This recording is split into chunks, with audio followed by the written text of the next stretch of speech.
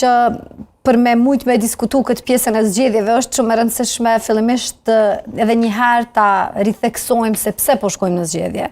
Sepse këto takimet që po i kemi këto ditë, po edhe ato që i kemi pas vazhdimisht edhe gjatë kohës kur ne po provonim të ofronim një alternativë për të mos e quar vendin edhe në një palë zgjedhje, janë 4 muaj që prej kam përfunduar zgjedhjet e fundit.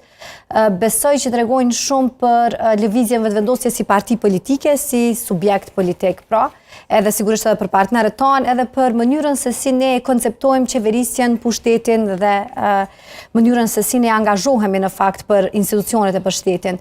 Ne jemi përpjekur prej fillimit, kur është shfaq, të më thënë, sfida e zgjedhjes së presidentit, që të ofrojmë alternativa që vendi të mos shkojë në zgjedhje. Ne kemi thënë vazhdimisht që vendi nuk ka nevojë edhe për një palë zgjedhje, sepse përjashto dëmet financiare që janë shumë të rëndësishme, por e kemi pa që edhe mbështetja për lëvizjen vetëvendosje vazhdon, por megjithatë është madje dhe jo korrekte, kemi thënë shpesh ne që një parti politike të synojë të ketë 80 deputet në kuvendin e Kosovës.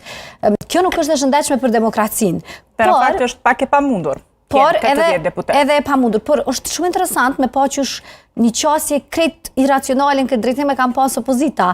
Ata që mbledh së bashku tripartit e mëdhaja, i kam pas 23 deputet. E ndërkohë që prej fillimit, domethënë ju mund ta mbani mend qysh në fillim kur nuk arrinim që të kishim një marrëveshje konkrete, ata filluan të flisnin për zgjedhje. E ndërkohë që ne në secilën fazë, domethënë kemi provuar me ofru një alternativë e cila do të mundsonte të shmangeshin zgjedhjet. Ju e dini, ne kemi ofru paralelisht me qëndrimet dhe deklaratat që i ka pas opozita dhe ne kemi ofru oferta tona për marrëveshje ose ide tona, propozime tona se si mund të dilnim nga ajo situatë. Fillimisht u tha që nuk mund të kemi një marrëveshje thjesht për presidentin. Ju e dini, ne në krye të herës kemi thënë që nuk e kemi një kandidat me librez partie. Ne kemi qenë shumë për idenë që të ketë një kandidat konsensual, i cili vjen nga takimet me opozitën, edhe cilin e mbështesim të gjithë. Opozita nuk propozon të emra, ne propozuam disa